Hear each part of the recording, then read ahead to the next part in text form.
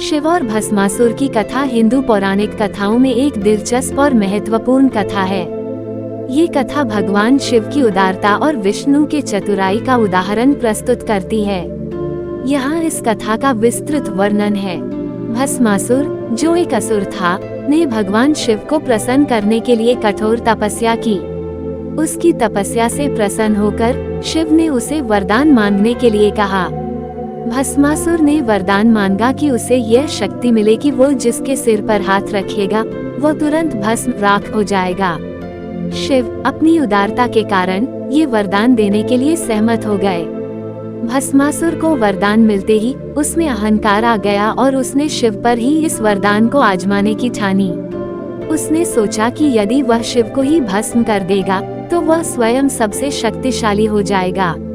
जब भस्मासुर ने शिव का पीछा करना शुरू किया तो शिव को यह समझते देर न लगी कि भस्मासुर अब उनके लिए खतरा बन गया है। शिव ने तुरंत भागने का निर्णय लिया और वह भस्मासुर से बचने के लिए विभिन्न स्थानों पर गए। शिव ने विष्णु से सहायता मांगी। विष्णु ने स्थिति को समझते हुए एक योजना बनाई। उन्होंने मोहिनी रूप धारण किया, जो एक अत्यंत सुंदर स्त्री का रूप था। मोहिनी रूप में विष्णु ने भस्मासुर को मोहित कर लिया। भस्मासुर मोहिनी की सुंदरता पर मोहित होकर उसके साथ नृत्य करने लगा। मोहिनी ने भस्मासुर से नृत्य करते हुए उसकी ही शैली में अपने हाथ को सिर पर रखने का आग्रह किया। भस्मासुर ने मोहिनी की नकल करते हुए अपने सिर पर हाथ रख दिया, जिससे वह स्वयं भस्म हो गया। इस प्रकार विष्णु की चतुराई और शिव की रक्षा के कारण भस्मासुर का अंत हुआ। शिव और भस्मासुर की कथा हमें ये सिखाती है कि अत्यधिक वरदान और शक्तियाँ यदि अहंकार और गलत उद्देश्यों के लिए प्रयोग की जाएं, तो विनाशकारी हो सकती हैं। शिव की उदारता और विष्णु की चतुराई के माध्यम से यह कथा धर्म और नैतिकता का महत्व भी दर्शाती है। वीडियो को ध्यान से देखने के लिए आपका धन्यवाद। सब्सक्राइब करें और शेयर करें। धन्यवाद।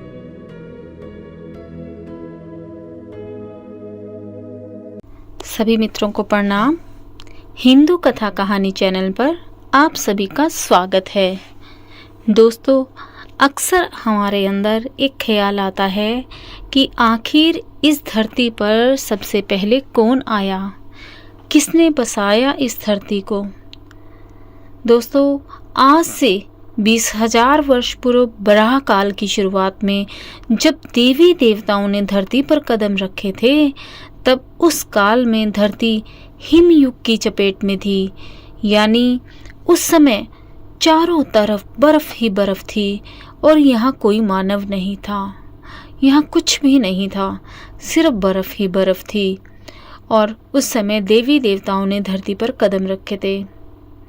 और इस वीरानगी को देखकर, इस खालीपन को देखकर, इस बर्फ को देखकर भगवान शिव ने धरती के केंद्र कैलाश को अपना निवास स्थान बनाया था। और उन्हीं के साथ साथ भगवान विष्णु ने समुद्र को अपना निवास स्थान बनाया था। और ब्रह्मा जी ने नदी के किनारे को अपना निवास स्थान बनाया था। पुराण कहते हैं कि जहाँ पर शिव विराजमान है, उस पर्वत के ठीक नीचे एक पाताल लोक है, जो भगवान विष्णु का स्थान है। जहाँ पर भगवान विष्णु विराजमान है, शिव के आसन के ऊपर वायुमंडल के पार क्रमशः स्वर्गलोक और फिर ब्रह्मा जी का स्थान है। यानी जो वायुमंडल है वहाँ पर ब्रह्मा जी निवास करते हैं, बीच में शिव यानी शंकर निवास करते हैं और ठीक नीचे पाताल लोक में विष्णु जी निवास करते हैं। जबकि पहले धरती पर कुछ भी नहीं था। ये सब भगवान शिव के आने के बाद हुआ और फिर ये 3 लोक बस गए।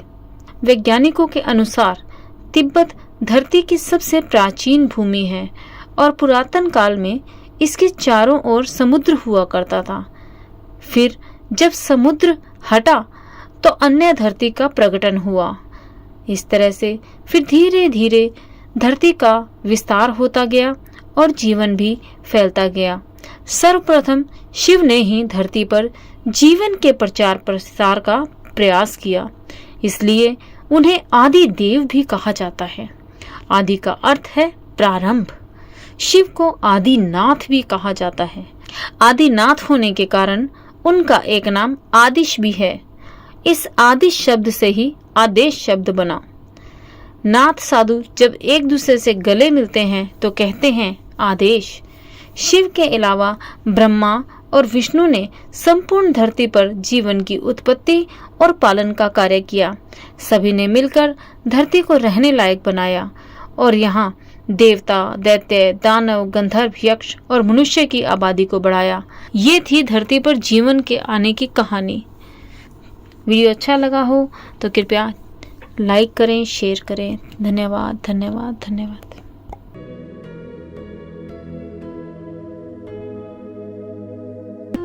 सभी को प्रणाम। हिंदू कथा कहानी चैनल पर आप सभी का स्वागत है।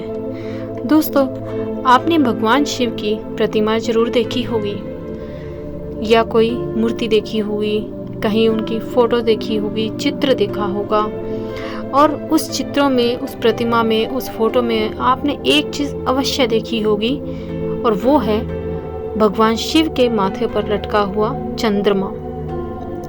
आखिर भगवान शिव ने क्यों धारण किया था चंद्रमा को अपने शीश पर? आइए जानते हैं इसकी रोचक कथा को। भगवान शिव की पूजा का विशेष महत्व है।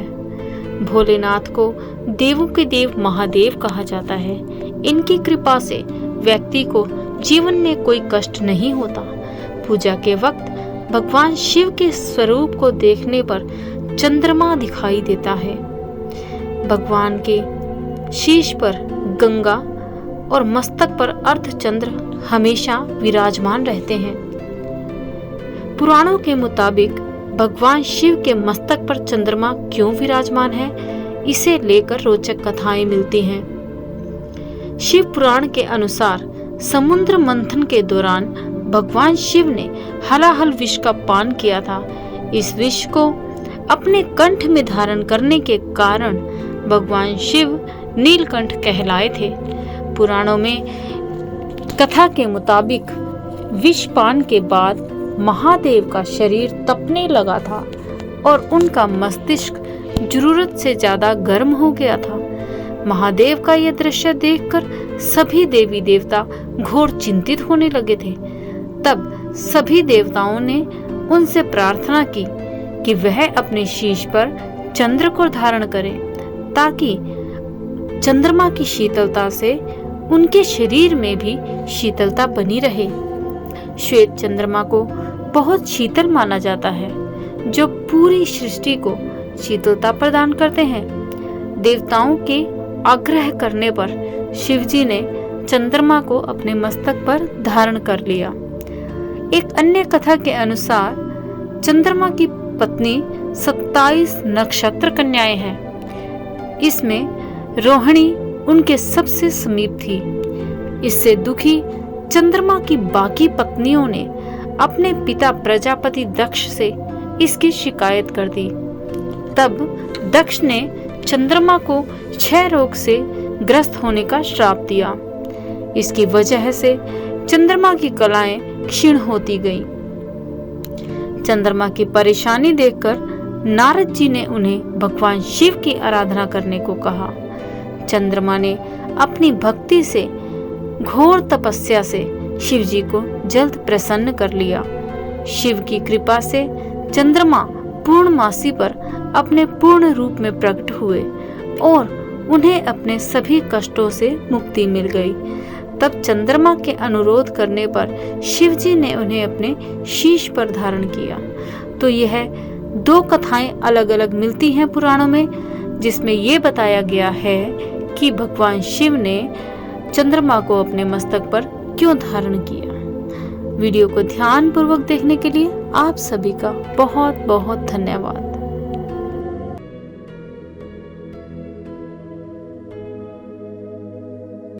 सभी मित्रों को प्रणाम।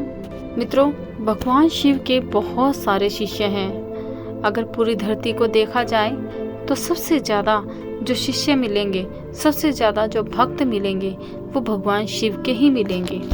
आइए जानते हैं शिव के धर्म का प्रचार और प्रसार कैसे हुआ, कैसे शिव के धर्म और ज्ञान का प्रचार हुआ। तो शुरू करते हैं। और अगर अभी तक आपने चैनल को सब्सक्राइब नहीं किया है तो कृपया कर दीजिए। हम यहाँ पर भगवान शिव और रामायण के और भी जो हमारे हिंदू धर्म हैं उनसे जुड़े रहस्यों को लेकर आते रहेंगे।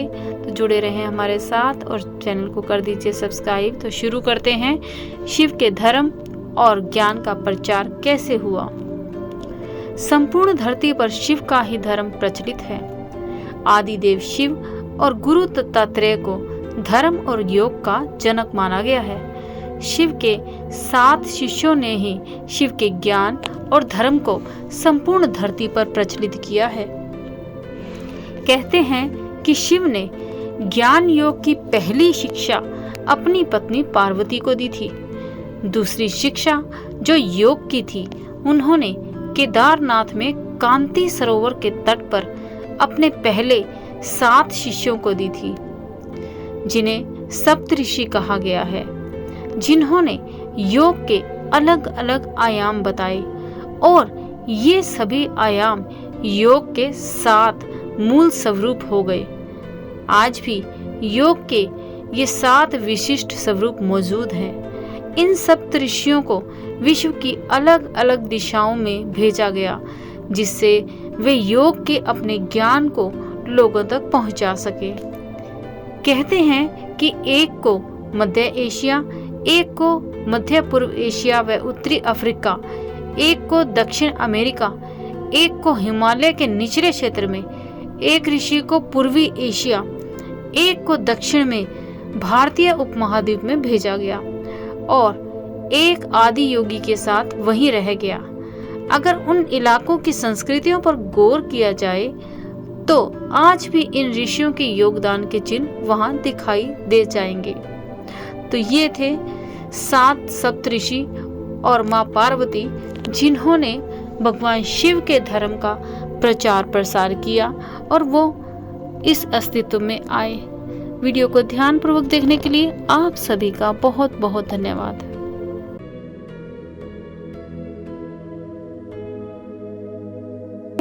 सभी को प्रणाम। हिंदू कथा कहानी चैनल पर आप सभी का स्वागत है। दोस्तों, हम आपके सामने भगवान शिव से जुड़े रहस्य और हिंदू कथाओं का विवरण आपके सामने लाते रहेंगे। इसलिए चैनल को जरूर सब्सक्राइब कीजिए ताकि नई नई कथा कहानियाँ और हिंदू कथाओं से जुड़े हुए रहस्य आपके सामने आते रहें। तो शुरू करते हैं। आज का हमारा जो रहस्य है वो ये कि भगवान शिव का पहला अवतार कौन था। भगवान शिव का विवाह ब्रह्मा के पुत्र दक्ष की पुत्री सती से हुआ था। एक बार दक्ष ने एक विशाल यज्ञ का आयोजन किया, लेकिन उन्होंने शिव व सती को निमंत्रण नहीं दिया। भगवान शिव के मना करने के बाद भी सती इस यज्ञ में गई और जब उन्होंने यज्ञ में अपने पति शिव का अपमान होते देखा तो यज्ञ वेदी में कूदकर उन्होंने अपनी देह का त्याग कर दिया। भगवान शिव इस घटना को नहीं सह पाए। उनके क्रोध का ज्वालामुखी फूट पड़ा। जब भगवान शिव को यह ज्ञात हुआ तो उन्होंने क्रोध में अपने सिर से एक जटा उखाड़ी और उसे रोषपूर्वक पर्वत के ऊपर पटक दिया। उस जटा से महाभयंकर वीरभद्र प्रकट हुए। शिव के इस अवतार ने दक्ष के यज्ञ का विध्वंस कर दिया और दक्ष का सिर काटकर उसे मृत्युदंड दिया। बाद में देवताओं के अनुरोध करने पर भगवान शिव ने दक्ष के सिर पर बकरे का मुंह लगाकर उसे पुनः जीवित कर दिया। वीरभद्र के अलावा भी भगवान शिव के 18 अवतार हुए, जिनका नाम इस प्रकार है: पिपलाद, नंदी, भैरव, अश्वत्थामा, शर्भावतार, ग्रहपति, दुर्वासा, हनुमान, वृषभ, यतिनाथ, कृष्ण दर्शन, अवधूत, भिक्षुव्रय, सुरेश्वर, किरात, ब्रह्मचारी और यक्ष। तो दोस्तों, ये अवतार थे जो वीरभद्र के अलावा हुए थे। पूरी कथा को ध्यान पूर्वक सुनने के लिए आप सभी का बहुत बहुत धन्यवाद।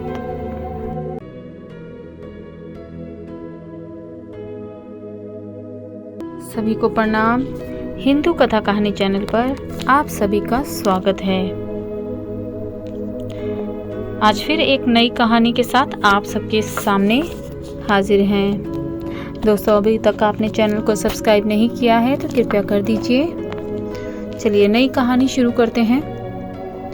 दोस्तों, भगवान शिव के बारे में प्रचलित है कि वह थोड़ी सी तपस्या से ही आसानी से प्रसन्न हो जाते हैं। हालांकि कई ऐसे उदाहरण भी हैं जब किसी ने बड़ा वरदान पाने में उनकी कठिन तपस्या की है। जैसे लंकाधिपति रावण ने भी अमृतत्व का वरदान पाने के लिए भगवान शिव को अपने 10 सिर चढ़ा दिए थे। भगवान शिव से जुड़ी ऐसी ही एक और कहानी है जिसमें एक राक्षस ने शिव जी की घोर तपस्या कर उन्हें प्रसन्न किया था। हालांकि वरदान देकर भगवान शिव खुद ही मुसीबत में फंस गए थे। बाद में भगवान विष्णु ने उन्हें इस मुसीबत से छुटकारा दिलाया था। कहानी के मुताबिक एक बार महर्षि नारद धरती पर घूम रहे थे। रास्ते में उन्हें वक्रासुर नाम का एक राक्षस मिला।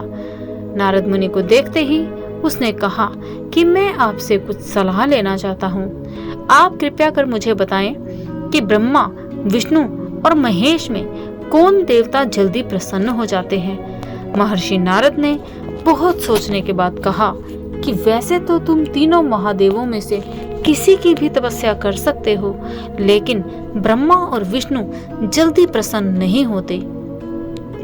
इसके लिए बहुत वर्षों तक कठिन तपस्या करनी पड़ती है। ये भी हो सकता है कि तुम्हारी आयु पूरी हो जाए लेकिन तपस्या पूरी ना हो। हाँ, भगवान शंकर थोड़ी सी आराधना से ही प्रसन्न हो जाते हैं। वे अपने भक्त की इच्छा पूरी करने के लिए सोच विचार नहीं करते हैं। वक्रासुर ने भगवान शंकर की आराधना करने का फैसला किया और हिमालय के केदार क्षेत्र में जाकर आराधना करने लगे। यज्ञ, जप, तप, ध्यान सब प्रकार से वह पूजा पाठ करने लगा। कुछ दिनों के बाद उसने सोचा कि मैं शरीर और प्राण को भी भगवान शिव को ही अर्पित कर दूंगा। ऐसा सोचकर वह अपने शरीर का मांस काट काट कर यज्ञ कुंड में डालने लगा, लेकिन भगवान शिव प्रसन्न नहीं हुए। परेशान होकर एक दिन उसने अपना शीश काटकर भगवान शिव को अर्पित करने का फैसला किया।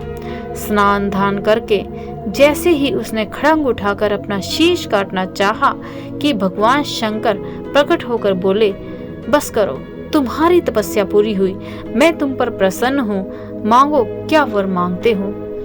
वक्रासुर हाथ जोड़कर बोले, आप मुझे वर दीजिए कि मैं जिस प्राणी के सिर पर हाथ रख दूं उसकी तुरंत मृत्यु हो जाए। शिवजी वक्रासुर की यह बात सुनकर चिंता में पड़ गए, लेकिन वरदान नहीं देने पर देव मर्यादा का उल्लंघन हो रहा था। शिवजी वक्रासुर से बोले कि तुम्हारी तपस्या व्यर्थ नहीं जाएगी। तुमने मुश्किल वरदान की कामना से तपस्या की थी, इसलिए तुम्हें वरदान भी जरूर मिलेगा। जाओ, जैसा वर चाहते हो वैसा ही मिलेगा। वरदान पाते ही वक्रासुर की आसुरी वृत्ति जाग गई। उसने कहा, हे प्रभु, आपका यह वरदान सत्य है या नहीं, मैं इसकी परीक्षा लेना चाहता हूँ। इसलिए सबसे पहले आपके सिर पर ही हाथ रखकर देखता हूँ कि इस वर में कितनी सत्यता है। क्या यह बात सत्य है? ये वरदान जो आपने मुझे दिया है यह कितना काम करता है, इसलिए मैं सबसे पहले आपके सर पर ही हाथ रखना चाहता हूँ। भगवान शंकर ने सोचा कि यह राक्षस कुछ नहीं सुनेगा, और जब वक्रासुर शिवजी के सर पर हाथ रखने के लिए आगे बढ़ा तो वह वहां से भागने लगे। इस पर वक्रासुर का क्रोध बढ़ गया। वह पीछा करते हुए चिल्लाया कि महर्षि नारद की तरह आपने भी मुझसे छल किया है। वरदान की परीक्षा से डरकर क्यों भाग रहे हैं? शिवजी भूमंडल छोड़कर देवलोक तक भागते रहे और वक्रासुर भी उनका पीछा करता रहा। अंत में भगवान शिव विष्णु लोक पहुंचे और विष्णु जी को अपनी परेशानी बताई। विष्णु जी ने हंसकर कहा, कुछ भी हो, आपके वरदान की सत्यता तो सिद्ध करनी ही होगी। भगवान विष्णु ने योग माया से एक वृद्ध तेजस्वी ब्रह्मचारी का रूप बनाया और वक्रासुर की ओर चल पड़े। भगवान विष्णु को जब वक्रासुर आता हुआ दिखाई दिया तो उन्होंने आगे बढ़कर उसे प्रणाम किया। उन्होंने कहा, वक्रासुर कि असुरराज कहाँ भागे जा रहे हो? लगता है आप बहुत थक गए हो। शरीर को थोड़ा आराम दीजिए। आप सब प्रकार से समर्थ हैं, फिर भी मेरे योग्य कोई काम हो तो बताइए। अक्सर लोग अपने मित्रों और सहायकों से ही अपने काम करवाते हैं। एक तेजस्वी ब्रह्मचारी की बात सुनकर वक्रासुर ने शिवजी के वरदान और उसकी परीक्षा की बात बताई। इस पर ब्रह्मचारी हंसा और कहा कि तुम किसके वरदान की परीक्षा लेना चाहते हो? शिवजी का अपना तो कोई घर है नहीं, वह खुद भूत प्रेतों के साथ घूमते रहते हैं, वह भला किसी को क्या देंगे? वर देने वाले तो ब्रह्मा और विष्णु ही हैं। विष्णु जी ने वक्रासुर से कहा कि तुम्हें वरदानी होना था तो ब्रह्मा या विष्णु की आराधना करनी चाहिए थी। शिव जी के पीछे बेकार दौड़ रहे हो। वरदान देने वाला तो खुद इतना शक्तिशाली होता है कि उसके वरदान का असर खुद उस पर नहीं हो सकता। उन्होंने तो तुम्हें झूठ मूठ का वरदान दिया है, तुम्हारी तपस्या बेकार चली गई। ब्रह्मा जी की बात सुनकर वक्रासुर निराश हुआ, उसका मनोबल टूट गया। वह कहने लगा कि मुझे तो देवर्षि नारद ने शिव की आराधना करने को कहा था। उस ब्रह्मचारी ने कहा कि तुमने नारद मुनि पर भरोसा कर लिया। वह तो खुद ऐसे घुमक्कड़ साधु है जो सभी को उल्टी सलाह ही देते हैं। अगर तुम्हें मेरी बात पर भरोसा नहीं हो तो अपने सिर पर हाथ रखकर देख लो कि कैसे शिव ने तुम्हें झूठा वर देकर बहकाया है। वक्रासुर का मनोबल पूरी तरह टूट चुका था। उसने ब्रह्मचारी की बात पर भरोसा कर लिया और शिवजी ने भी उसके साथ छल कर झूठा वरदान दिया है, यह उसे पूरा भरोसा हो गया। उसका विवेक नष्ट हो गया। उसने वरदान की सत्यता का परीक्षण करने के लिए अपना हाथ ही अपने सर पर रख लिया। सिर पर हाथ रखते ही भयंकर अग्निपुंज प्रकट हुआ और वक्रासुर उसमें भस्म हो गया। भगवान विष्णु, भगवान शिव और वक्रासुर की इस कहानी में जीवन का अहम सार छुपा है। कहानी सीख देती है कि बिना सोचे विचारे किसी को कुछ देना और पाने वाले का कृतज्ञ होकर दाता को ही संकट में डालने का ऐसा ही नतीजा होता है। कृतघ्नता के उन्माद में बुद्धि विवेक नष्ट हो जाते हैं और उपलब्धि ही विनाश का कारण बन जाती है। तो जो कि हमारा टाइटल था कि किससे डरकर भाग रहे थे भगवान शंकर, तो वक्रासुर ऐसा राक्षस था जिसको वरदान देने के बाद भगवान शिव खुद मुसीबत में पड़ गए थे और विष्णु भगवान ने किसी तरह से वक्रासुर को भस्म करके और उनकी जान बचाई। वीडियो को ध्यानपूर्वक देखने के लिए आप सभी का बहुत बहुत धन्यवाद।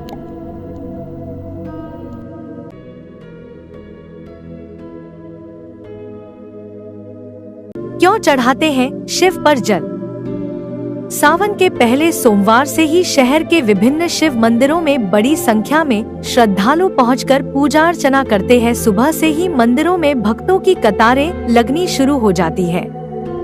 माना जाता सावन के सोमवार को पूजा करने से भगवान शिव जल्दी प्रसन्न होते हैं। ऐसी मान्यता है कि इस महीने में खासकर सोमवार के दिन व्रत, उपवास और पूजा पाठ, रुद्राभिषेक, कवच पाठ, जाप इत्यादि का विशेष लाभ होता है। सनातन धर्म में यह महीना बेहद पवित्र माना जाता है। पुराणों में यह भी कहा गया है कि सावन के महीने में सोमवार के दिन शिवजी को एक बिल पत्र चढ़ाने से 3 जन्मों के पापों से मुक्ति मिलती है। इसलिए इन दिनों शिव की उपासना का बहुत महत्व है। सावन के महीने में मनोवांछित फल की प्राप्ति होती है। पंचाक्षरी मंत्र ओम नमः शिवाय का जाप करना उत्तम होता है।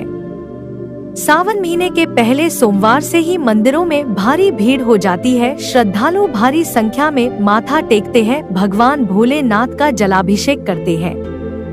सावन मास में शिव भक्ति का पुराणों में भी उल्लेख मिलता है। पौराणिक कथाओं में वर्णन आता है कि इसी मास में समुद्र मंथन किया गया था। समुद्र मथने के बाद जो विष निकला उसे भगवान शंकर ने कंठ में समाहित कर सृष्टि की रक्षा की, लेकिन विषपान से महादेव का कंठ नीलवर्ण हो गया। इसी से उनका नाम नीलकंठ महादेव पड़ा। विष के प्रभाव को कम करने के लिए सभी देवी देवताओं ने उन्हें जल अर्पित किया। इसलिए शिवलिंग पर जल चढ़ाने का खास महत्व है। भगवान शंकर ने स्वयं सनत कुमारों को सावन महीने की महिमा बताई है।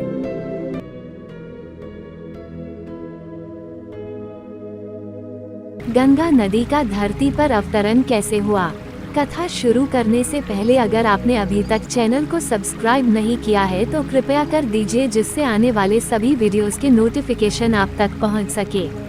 भारतीय पौराणिक कथाओं और धार्मिक ग्रंथों में एक महत्वपूर्ण घटना है।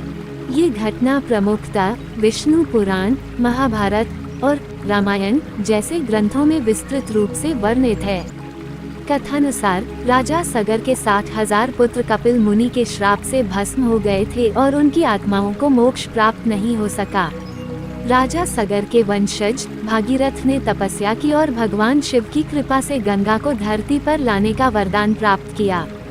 गंगा का वेग इतना तीव्र था कि उसके प्रवाह से पृथ्वी पर विनाश हो सकता था, इसलिए भगवान शिव ने गंगा को अपनी जटाओं में धारण किया और उसके वेग को नियंत्रित किया।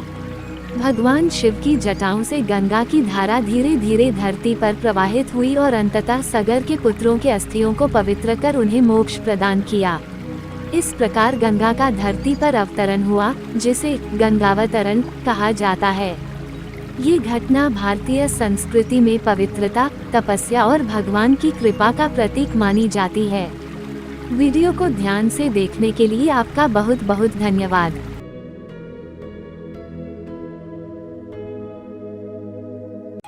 सभी मित्रों को प्रणाम। हिंदू कथा कहानी चैनल पर आप सबका स्वागत है।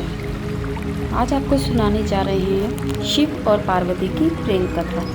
तो शुरू करते हैं। और हाँ, अभी तक अगर आपने चैनल सब्सक्राइब नहीं किया है तो दोस्तों कृपया कर दीजिए, जिससे आने वाले सभी वीडियोस की नोटिफिकेशन आप तक पहुंच सके। तो शुरू करते हैं कथा को। हिंदू पौराणिक कथाओं में बहुत महत्वपूर्ण स्थान रखती है भगवान शिव की यह कथा। यह कथा शिव पुराण और अन्य ग्रंथों में विस्तृत रूप से वर्णित है। यहाँ इस कथा का संक्षेप में वर्णन है। सती का पूर्ण जन्म। सती जो भगवान शिव की पहली पत्नी थी, उन्होंने अपने पिता दक्ष के यज्ञ में अपमानित होकर अपने प्राण त्याग दिए थे। इसके बाद शिव ने गहन तपस्या में लीन होकर सती का शोक मनाया। सती ने पार्वती के रूप में हिमालय पर्वत के राजा हिमवान और रानी मैना के घर में पुनर्जन्म लिया। पार्वती का जन्म ही शिव को पुनः प्राप्त करने के लिए हुआ था। पार्वती की तपस्या। पार्वती ने शिव को अपने पति के रूप में प्राप्त करने के लिए कठोर तपस्या की। उन्होंने कई वर्षों तक तपस्या की और हर कठिनाई को सहर्ष स्वीकार किया। उनकी तपस्या से प्रसन्न होकर भगवान शिव ने उन्हें दर्शन दिए, लेकिन पार्वती की तपस्या की परीक्षा लेने का निर्णय किया। शिव ने एक योगी के रूप में पार्वती के समक्ष प्रकट होकर उन्हें शिव से विवाह करने के नकारात्मक पक्ष बताए, परंतु पार्वती ने अपने प्रेम और समर्पण के साथ हर चुनौती का सामना किया। शिव को यह समझा दिया कि उनका प्रेम सच्चा और अडिग है। पार्वती की शक्ति, भक्ति और समर्पण से प्रसन्न होकर भगवान शिव ने अपने असली रूप में प्रकट होकर उनसे विवाह करने का प्रस्ताव रखा। हिमवान और मैना की सहमति से भव्य समारोह में शिव और पार्वती का विवाह संपन्न हुआ। इस विवाह में सभी देवताओं, ऋषियों और गणों ने भाग लिया। शिव और पार्वती के विवाह के बाद वे कैलाश पर्वत पर निवास करने लगे। उनके 2 पुत्र हुए, गणेश जिन्हें प्रथम पूज्य देवता माना गया है, और कार्तिकेय जो देवताओं की सेना के सेनापति हैं। शिव और पार्वती की प्रेम कथा न केवल एक दिव्य प्रेम कथा है, बल्कि यह भक्ति, समर्पण, तपस्या और सच्चे प्रेम का प्रतीक भी है। उनकी कथा हमें सिखाती है कि सच्चे प्रेम में धैर्य, विश्वास और समर्पण कितना महत्वपूर्ण होता है। शिव और पार्वती की प्रेम कथा हिंदू धर्म में एक आदर्श प्रेम कथा के रूप में देखी जाती है और उनके प्रेम और भक्ति की अनेक कथाएं और घटनाएं विभिन्न पुराणों और ग्रंथों में वर्णित हैं। कथा को ध्यान से और पूरा देखने के लिए आप सबका बहुत बहुत धन्यवाद।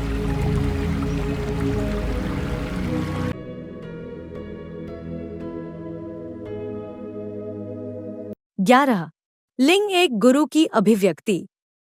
योग विज्ञान ऊर्जा की जिन विभिन्न स्थितियों पर काम करता है वो 5 इंद्रियों के दायरे से भीतर नहीं है। इन भीतरी स्थितियों का अनुभव करने के लिए एक गुरु के मार्गदर्शन की जरूरत पड़ती है। कई संबंध मानसिक, भावनात्मक और शारीरिक जुड़ाव पर निर्भर करते हैं, लेकिन गुरु शिष्य संबंध कुछ अलग है क्योंकि यह ऊर्जा पर निर्भर करता है। आधुनिक विज्ञान ने 5 इंद्रियों पर पूरी तरह से निर्भर होने के कारण अनुसंधान या खोज में अनुभवजन्य या तार्किक दृष्टिकोण को ज्यादा महत्व दिया है और खुद को मानव मन की साधारण शक्तियों पर सीमित कर दिया है।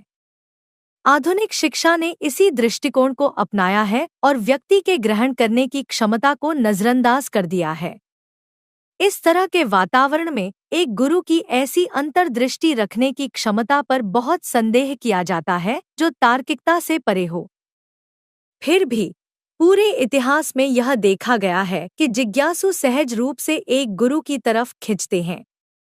आध्यात्मिक मार्गदर्शन की इच्छा को पूरा करने के लिए कुछ दूरदर्शी गुरुओं ने ऐसे ऊर्जा स्थानों का निर्माण किया है जो एक गुरु की उपस्थिति और उसकी ऊर्जा जैसा ही है। ध्यानलिंग एक गुरु की परम अभिव्यक्ति है। यह यौगिक विज्ञान का प्रतिष्ठित सार है जो भीतरी ऊर्जा को उसके चरम पर अभिव्यक्त करता है।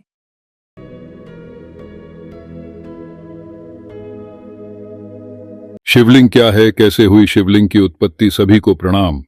हिंदू कथा कहानी चैनल पर आप सभी का स्वागत है। कथा शुरू करने से पहले अगर आपने अभी तक सब्सक्राइब नहीं किया है तो कृपया कर दीजिए और वीडियो को शेयर जरूर करें जिससे सभी तक वीडियो पहुंच सके। तो शुरू करते हैं। शिवलिंग क्या है जिसकी पूरी दुनिया पूजा करती है? ऐसा कहा जाता है कि एक बार ब्रह्मा और विष्णु के सामने एक विशाल अग्नि स्तंभ अवतरित हुआ।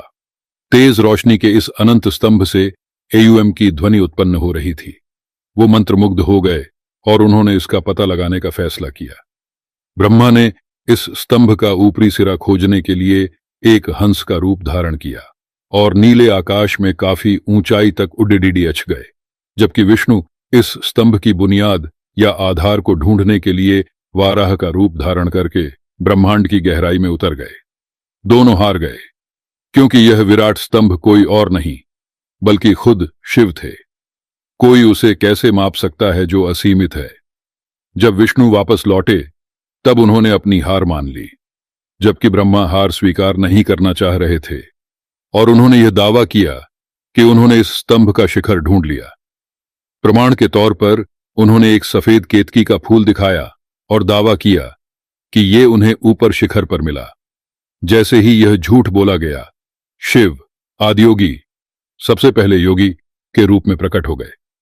ये दोनों भगवान विष्णु और ब्रह्मा उनके पैरों पर गिर पड़े। ब्रह्मा के इस झूठ के लिए शिव ने यह घोषित किया कि वो पूजा किए जाने के सौभाग्य से वंचित रहेंगे। इस फूल ने ब्रह्मा के इस अपराध में साथी बनने की वजह से अपना सम्मान खो दिया। आदियोगी ने इसके बाद इसे अर्पण भेंट के रूप में स्वीकार करने से मना कर दिया। हालांकि महाशिवरात्रि की पावन रात्रि के लिए एक अपवाद है। इस दिन वर्ष की सबसे ज्यादा अंधेरी रात महाशिवरात्रि की रात में केतकी के सफेद फूल को पूजा के लिए अर्पण किया जाता है। इस रात को असीम आध्यात्मिक संभावनाओं की रात माना जाता है और इस रात को की गई तपस्या पूर्णतः फलदायी है।